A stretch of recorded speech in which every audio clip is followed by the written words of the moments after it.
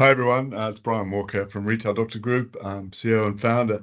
For those who know Craig Woolford, Craig is the Senior Research Analyst with MST Marquee, and Craig and I go back quite a way, and I have a great admiration and respect for the work that he does in interpreting and understanding, not just Australian retail trends and statistics, but really very much also looking at a global backdrop.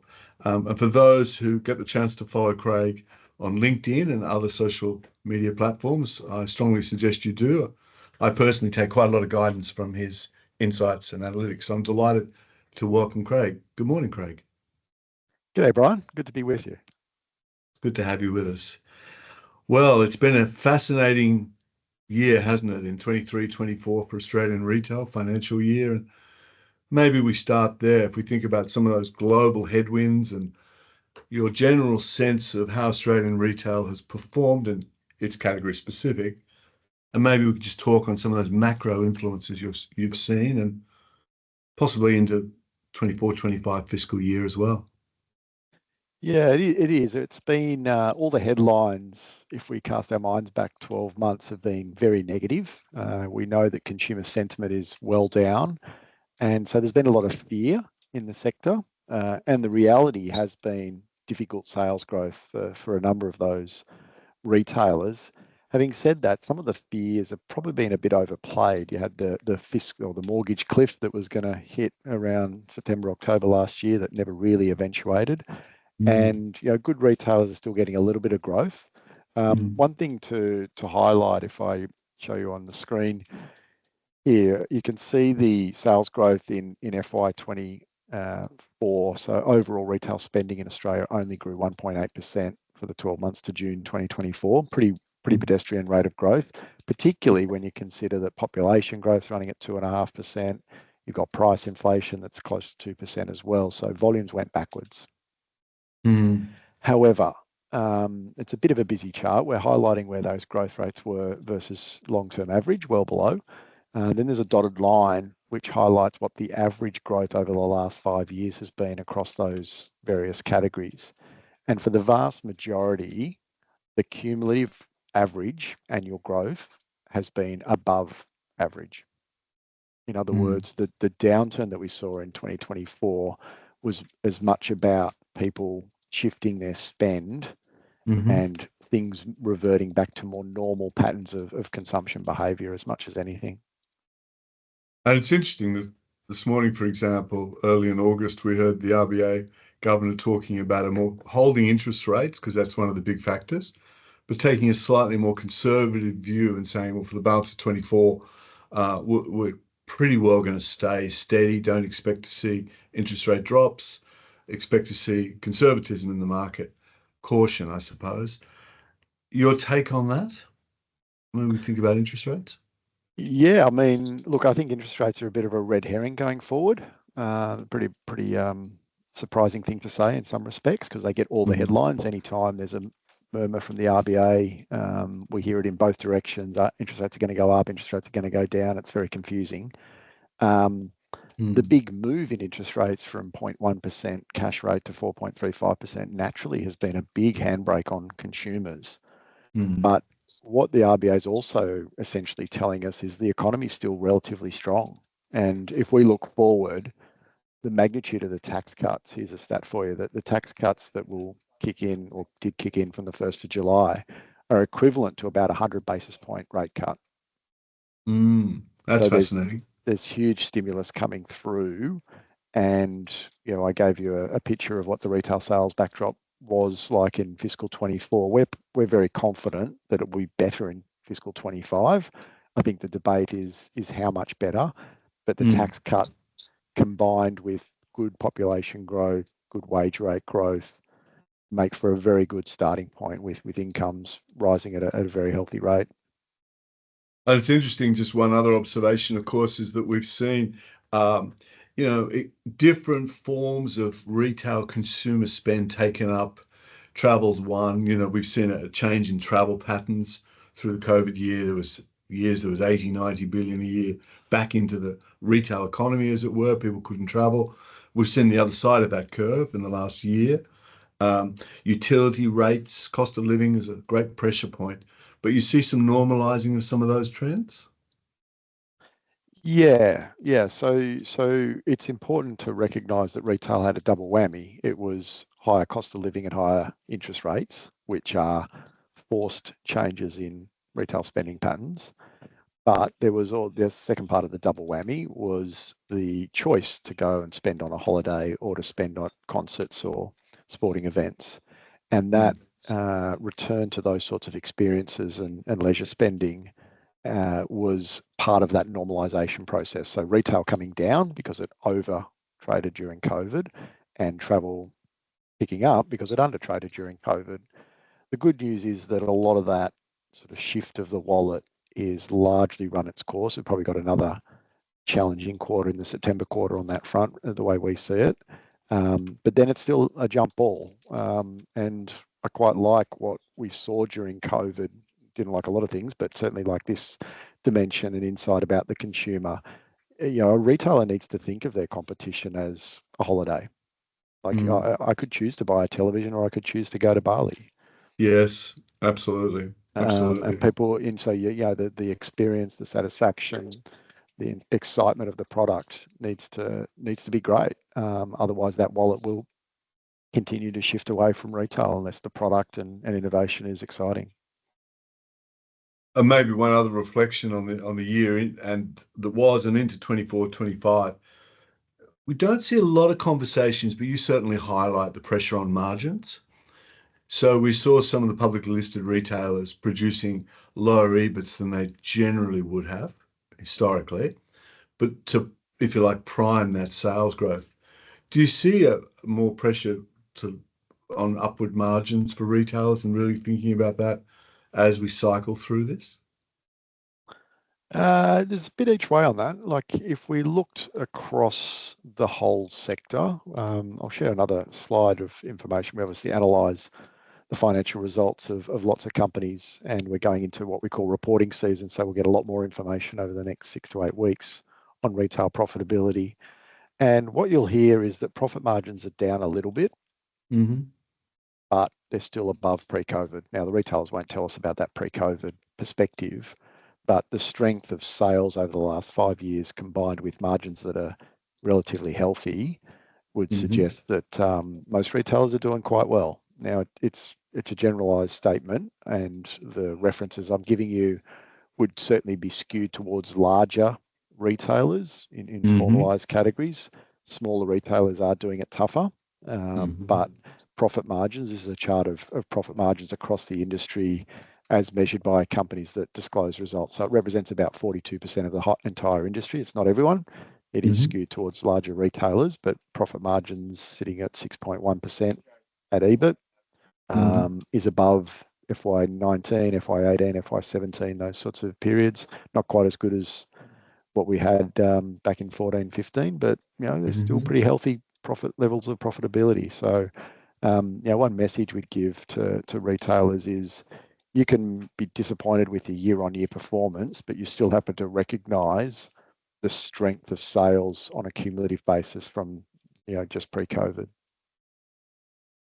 Yeah, and I guess one of the issues for that is the trajectory for certain retailers. And to your point, where do you think the stress being felt is greatest, and where do you think you see that dissipating, particularly in terms of margin pressure?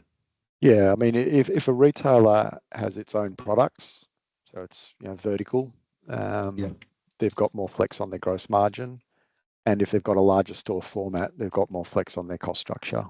You go the other end of the spectrum, you're selling someone else's things, or you don't have a lot of gross margin to play with, and you've got a small format store, it's hard work.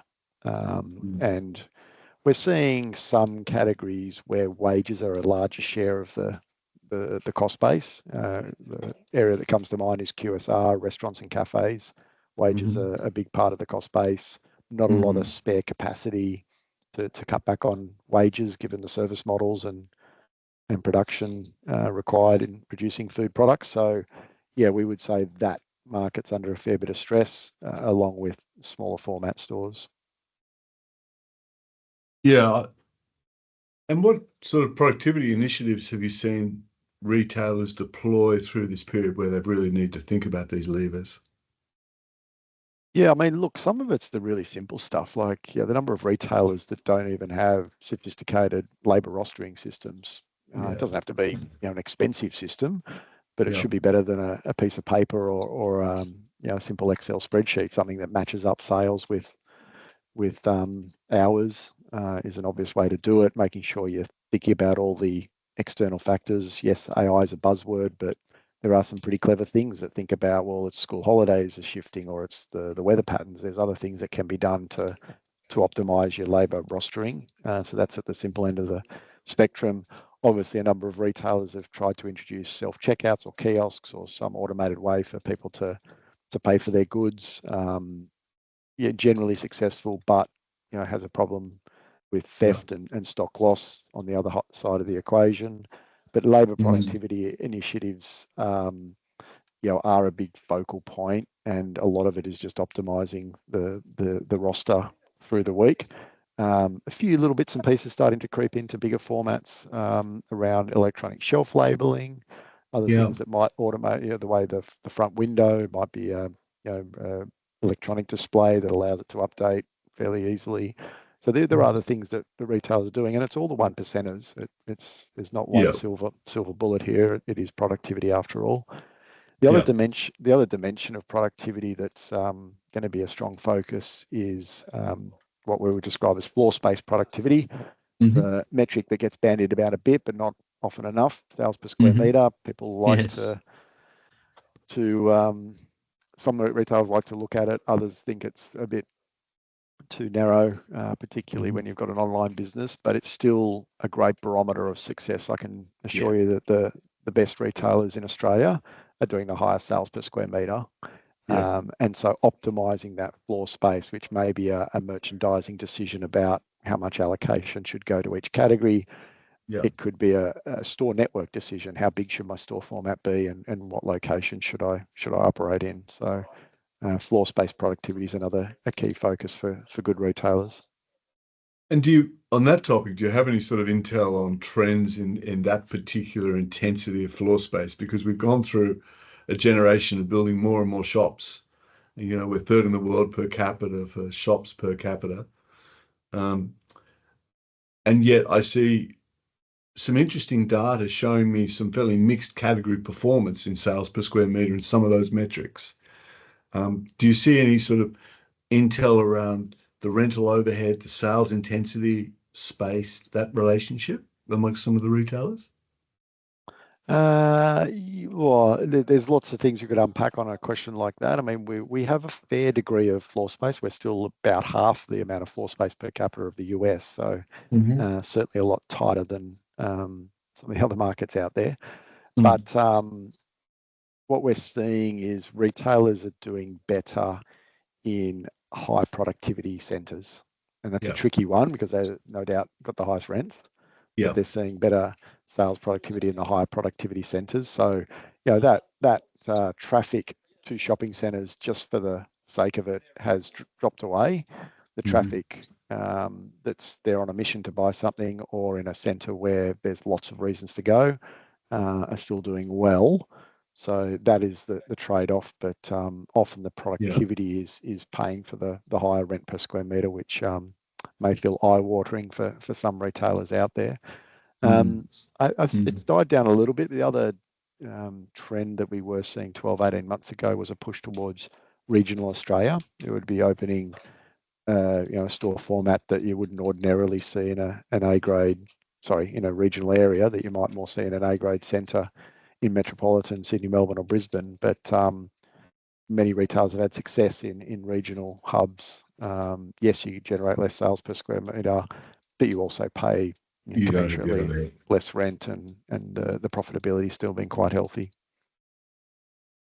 I just want to touch on the growth of the sort of the Amazons of this world and the Temus and Shines and so forth. Do you think that will continue to grow and have an impact on the more physically based retailers? And sort of linked to that question is one of capitalization and preparedness for these economic cycles, and competition. Do you see any trends that talk to that? Yeah, I mean, in short, online is starting to re-accelerate. So I had a boom through COVID, had a bust post-COVID. So in the 12 months to June 2023, actually went backwards. And we saw a number of those big domestic marketplaces like 𝗪𝗁 go backwards in sales. Interestingly, throughout that, Amazon has gone forwards. Shein's close to $1 billion of turnover. Temu's annualizing at something like $1.5 billion of turnover. So yeah, online is back in growth. We're not in the camp that online's here to dominate the world. No. We'd still have 85% or so of retail's done in bricks and mortar, and of the online retail sales, there might be up to 3/4 of that is still fulfilled by stores because of the way supermarkets and other retailers use their store network for online click and collect and delivery. But it is the case that online's back in market share growth. We're likely to see high single-digit growth in online in the next few years. If you don't have an online presence, you're knocking 1 percentage point off your growth potential. Yeah. And we're sweating over a percentage point here. If you're getting 3% sales growth, that's a good number. If your maximum is 2 and your wages are going up 4, that's a tough slog. Your second part of your question around the preparedness, that this does get into the debate about the scale benefits. As much as there's a view that online is cheaper to run, it kind of isn't, because you end up paying a lot in delivery and fulfillment charges, as well as what they call customer acquisition costs on top of that as well. So I would expect that online remains a challenge for a lot of retailers. And if you're a small retailer, the real challenge is, how do I get airtime? How do I get customers coming into my virtual store in the same way we have challenges getting them to the physical store? And the integration between both, I think, and that sort of lends itself to this capitalization, the bigger players with the business information system, infrastructure, the ERP networks and so forth. And so, I think so far, really what we're saying in broad summary is, reasonably optimistic, does have a bit of a skew towards bigger retailers. Tax cuts will certainly help as we move into the next period. But before I leave you for today, maybe we could drill a little further into some categories, Craig, and where you're seeing some of their trends and their respective outlooks. What categories have been doing well, and you expect to see that continue, and where might it be a little tougher for some? Yeah, I think one of the themes that I've given in this podcast is really about the pressure that retail's faced because of that mean reversion. So we've done some calculations on this, and I'll share another slide from our research, and that is that there's 2 different classes of retail, unfortunately, or it depends whether you're at the top half of this table or the bottom half. So those at the top half of the table, take supermarkets, have seen a big drop away in cumulative volume growth over the last 5 years, such that the growth rate is less than what we've seen in historical periods of time. Same is true of furniture, electronics, and hardware. So, the qualitative way to conclude here is that people that bought a lot of furniture or bought electronics through COVID, we've really unwound that behavior, and the cumulative volume growth looks fairly sensible compared with historical trends. But it's not true of all of them. The bottom half of the table on the screen is a bunch of retail categories where volumes are still above long-term trend. And that doesn't mean it can't hold that. It just makes it more of a battle, because those categories are going to have to be really good at product innovation to continue to stimulate the consumer to buy more. So it is a lot of the discretionary categories. It's clothing, department stores, footwear. It is also liquor. We're still seeing per capita declines in liquor. We're drinking less, Brian. That's nice and healthy, isn't it, Craig? Yeah, healthy. And on the other side, we're spending more at the pharmacy and on cosmetics. So yeah, there are some challenges. And again, we'd note that cafes and restaurants are also above trend. So one of the areas of concern for the next 12 months will be that cafe and restaurant sector's in a real bind. It's got a combination of weakening sales trends, affordability challenges as well as wage cost pressures that are going to be quite acute. So real challenge for that kind of business. And in that particular sector, if I think of my local neighbourhood, they seem to spring up everywhere with fairly low barriers to entry. But growing, surviving and growing is the next phase. The other issue with some of those volumes that interests me, if I think about the liquor sector, is, and we know from our clients, volumes are actually quite similar to previous periods, but the average transaction value is much lower. So they're trading down. Yeah, so the weakness in retail, the 12 months to June 2024, was more about volumes and people's buying less. Since most of this calendar year, so it's the baton has handed over from weaker volumes to weaker transaction value, which is, as you point out, trading down behaviour. And I think it's important that a retailer embraces that. It's quite depressing because it's harder to generate revenue growth. But then it's more about, the grocery industry would call it pack price architecture. Then it's about, what form and format are you selling to the customer that taps into a customer that wants to trade down. Because in some cases they're happy to spend more per unit, or they're not acutely trading down because the budget is completely wiped out. They're just being more value conscious. Yeah, I think that's a great point. And it'd be slightly amiss of me not to ask and comment on this piece that 1/3 of Australians own their properties outright, 1/3 rent and 1/3 are mortgagees. So when we see certain sectors, the luxury goods retail comes to mind, that's been pretty strong and pretty resilient. So we really seem to be talking to that 66% in broad general terms, I guess. Do we? Yeah, I get the demographic question a lot, understandably, and it's a good question. I would say that we've got a bit of everything going on. So older demographics certainly spending faster than younger demographics. Wealthier people spending more than those at the bottom end of the income curve. But some of these behaviours are still more broad-based than that. So don't assume that there is no growth or there is no spend in those younger demographics. Universal Stores, a publicly listed company, had a trading update and was talking about mid-single-digit sales growth. And they're a fashion brand that appeals to younger consumers. So not everyone's pulling back. It's more about that discerning shopper. And I've hinted at it a few times. I'll say it again. Product. It's getting back to what is the appeal of the offer that you have as a retailer, which is a little bit about service and all the other bits, but first and foremost, it's about the product. It's nice to hear you mention the term product innovation, really thinking about this product-led strategy and that high focus on differentiation. Craig, well, firstly, thank you. What a terrific session. It's a great summary. It's a great snapshot. And before I leave you finally for today, a couple of trends coming into this year, or a couple you'd highlight, maybe a bit more optimism out there, a bit more spend capacity. Yeah, look, product is the trend that I'm hinting at there. I mean, the importance of new products that come in. People want newness, and making sure if you're a retailer selling someone else's product that you're shifting to where those trends are going. It's not easy, I get it, but those trends are shifting. So understanding those product trends. I think there's a wide open debate about what's the stimulus for some of the upgrade or the replacement cycle. We see in electronics active debate about the role that AI is going to place in products. The new laptops or the new phones that have AI, will they stimulate a willingness to spend more on those products? Will it bring forward the replacement cycle? There's some signs that it will, but maybe it's a bit overhyped at the moment.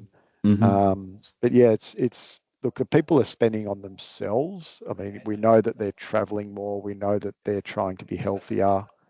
There's some human behavioral trends that should fold into the retail product trends that retailers consider going forward. One last final question, and I regret if I don't ask you. Your general view on stock positions from retailers washing through fairly well, not getting too caught in future discounting and cash flow issues and so on, and creating the space for new product?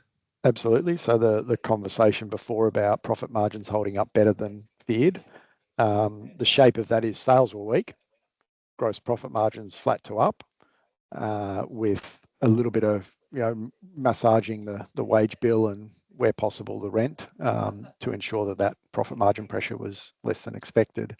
And so the key ingredient when we've had really difficult cycles in retail profitability, it's been that gross margins are coming under a lot of pressure, and we're not seeing that. And the real difference here is that inventory levels are broadly low.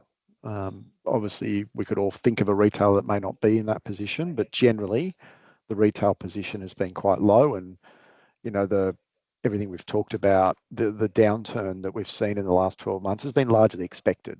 So retailers haven't planned for an inventory position that's wildly different to the outcome that we've seen in retail sales. So that's a good thing. There's factory cost savings in China.